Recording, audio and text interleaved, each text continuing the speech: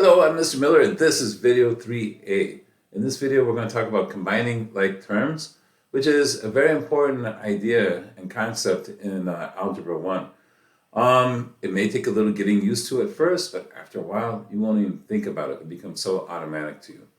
But first, before we talk about combining like terms, we want to talk about what equivalent expressions are. Equivalent expressions are expressions that have the same value no matter what value we put in for the variable.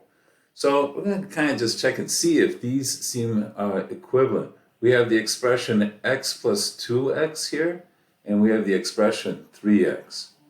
So we're going to put 5 into both and see if we get the same thing. So when we substitute 5 into the expression here, we get 5 plus 2 times 5.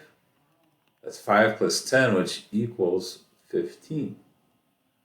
On the right side, we're going to substitute 5 into the expression 3x, which means 3 times x. We get 3 times 5, and that's 15 as well. So for this value, they're equal. All right, let's try another value. Let's put in 2.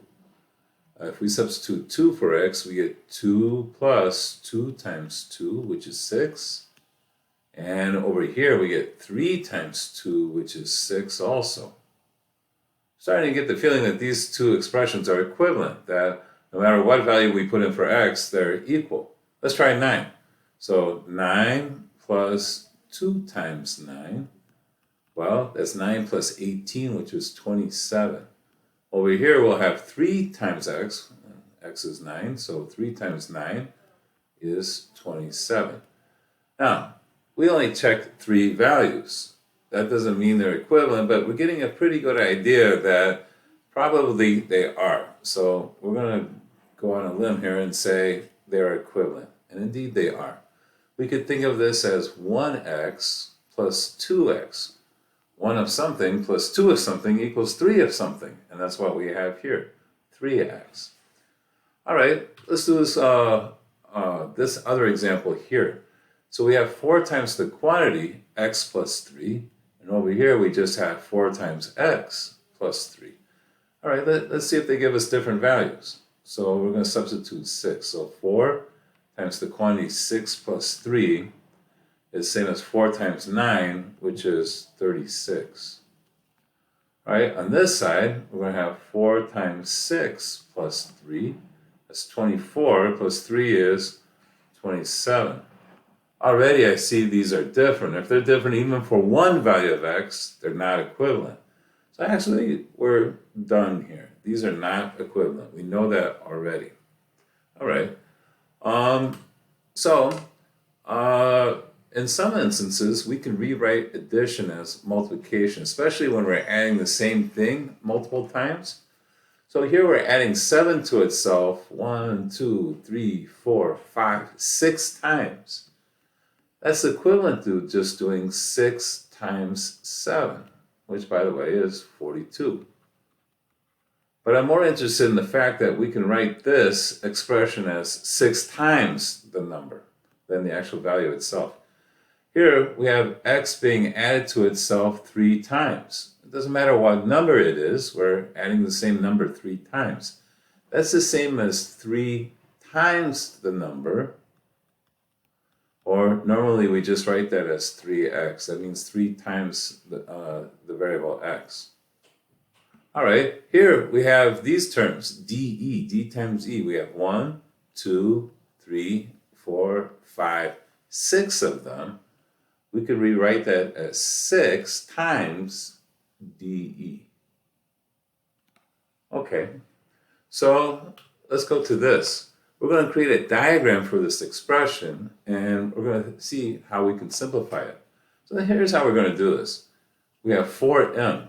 That's the same as m being added to itself 4 times. So I'm going to write 4 m's. Plus 13. I could write 13 ones, but I'm just going to write 13. Plus 6 m's. So we have 1, 2, 3, 4, 5, 6 m's, and then minus 2. I'll just put that here. So we're going to simplify this by combining terms that are like each other. We have a bunch of m's. In fact we have 4 here and 6 more there, we can combine those to make 10m. It's like repeated addition. We have 10 m's being added together. We have a 13 and a negative 2. That's going to add up to plus 11. So this original expression here that had 4 terms, we were able to simplify into one that has 2 terms. All right, let's try this one. We have 5x, so I'm going to put 5 x's. We have 2 w's, so I'm going to put 2 w's. We have minus 3x. I'm going to represent that with 3 minus x's. Then we have plus 7w. 1, 2, 3, 4, 5, 6, 7.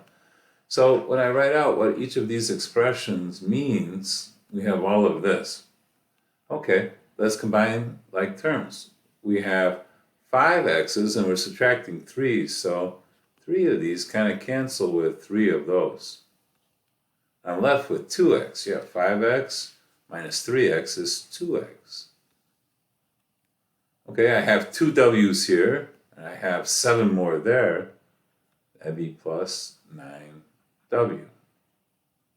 All right, so maybe the diagram helps visualize it. That's why we're drawing a diagram, to visualize what's going on. We have 5 x's from this first term, minus 3 x's from the third term, and when we combine those, we just get 2x.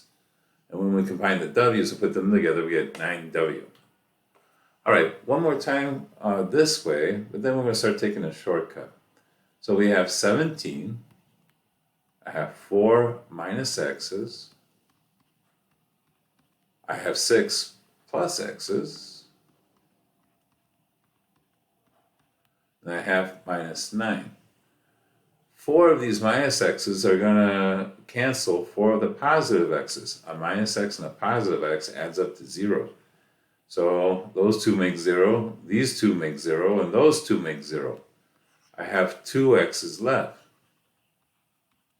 When I combine the 17 and the minus 9, we get plus 8. All right, much simpler than the first thing. All right, our last time drawing a diagram, we have 4 m's. Minus 2p is going to be minus p and minus p. We have 7 positive p's. And 5 m's. All right, 4 positive m's and 5 more make 9m altogether. 2 of these minus p's will cancel 2 of the positive p's, and that leaves us plus 5p. Simplify. So that's our goal, is if we can, write an equivalent expression with fewer terms. All right, so this is an important concept. Like terms in algebra are terms with the same variable part.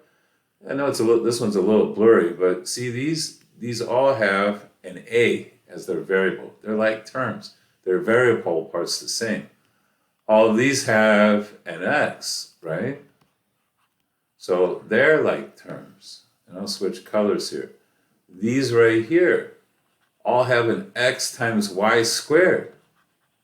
Those are all like terms. So when we have a big expression, we can combine the like terms. Okay, so what usually have students do in the beginning is sometimes we use colored pencil. We have different colors in Cami here, is underline the like terms. We have a 13x here, and a 24x, and a minus 15x. We could draw a diagram, but basically we're doing 13 plus 24 minus 15. And that ends up being 22x. So I can combine the ones with the same variable part. We also have constant terms. We have a 6 and a 3. They don't have a variable. That's why they're constant terms. But they're like each other, and 6 plus 3 is 9. So that's the way this works. We identify terms that are like each other, and we combine them. So this here we have a minus x and a plus 7x. That makes 6x. We have a minus 2 and a minus 10. So minus 2 and a minus 10. Together that's minus 12. Remember, the negative goes with the number. If you keep that in mind, you'll be fine. All right, this one has some x squareds. Those are like terms. It has some x terms. Those are a little bit different. They just have x. Those are like terms. And it has some constant terms. So I'll do different underlining for those. So when we combine the x squared terms, 2x squared plus x squared is 3x squared. 14x plus 14x is plus 28x. And 9 plus 11 is 20. Right? On this one, we have x squareds also. 5x squared minus x squared. Think of this as minus 1x squared, by the way. 5 minus 1 is 4, so that's 4x squared. We have x term here is minus 7x and another minus 7x and a minus 8x. Think of the negatives going with the sum, the number, minus 7, and minus 7 is minus 14, minus 8 is minus 22x. And we only have one constant term here. That's plus 1. All right. On this one, we got to look, what kind of terms do we have? We have a's.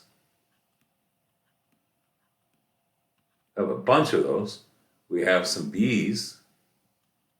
So we got those. And the last one are c's. So we got minus 5c plus 9c minus 2c. So color pencils can help. Sometimes people put boxes around the like terms and triangles around other ones. Here I'm just using different colors. So minus a plus 4a is 3a, plus 2a is 5a, plus another 2a is 7a. All right, minus 4b minus another b, plus 4b minus b is plus 3b. And let's look at the c terms here. Minus 5c plus 9 is 4. Minus 2 is 2. So hopefully I did everything okay. Normally, if you have a lot of terms to combine, grab a calculator. And you can use a calculator to add up their coefficients. All right? So last thing I want to talk to you about is a crazy perimeter problem. So hopefully you'll get to do this in your class. We want to find a simplified expression for this perimeter. It's kind of crazy. So perimeter is what you get when you add up all the sides. All right, so this is nuts. It's going to take me a minute to write it, but it's kind of cool how much it simplifies. I'm just going to write what I get when I add all the sides. We have 3x plus 7. That's the top side. The next side is 2x plus 4. The next one is 21. Then we have a 4x plus 2. Then we have a 3x. We have an x plus 19. And then we have a 16. Wow, that's a crazy expression. But that's an expression for the perimeter. If I give you a value of x, like 10, you put 10 in for all the x's and add it up, that's the perimeter. We can do a lot better, though. We can combine a lot of terms. We can combine all these x terms. Okay, so 3x plus 2x is 5x, plus 4x is 9x, plus 3 is 12x, and that's one more. Remember, x counts as 1x. That's 13x. All right, so gotta make sure I did that okay. Sorry, that's 3, 5, 9, 12, 13. Yeah, 13x. And then when we add up the constants, we have 7 plus 21 is 28, plus 2 is 30, plus 19 is 49, plus 16 I think is 65. So my expression for the perimeter went from this long mess to this right here, 13x plus 65. So if x equals 9, we can just substitute this in. 13 times 9 plus 65. That's a lot easier than substituting it into the first expression, right? So that's why we simplified. Plus 65, and that gives me 182. So if x is 9, that's what we would get if we add up the lengths of all the sides. Crazy but true. All right. hopefully that helped you a little bit, and keep practicing in class. You'll get this no problem. Here's a journal assignment you want to do and show your teacher, show them that you understand this. Help yourself there. Good luck.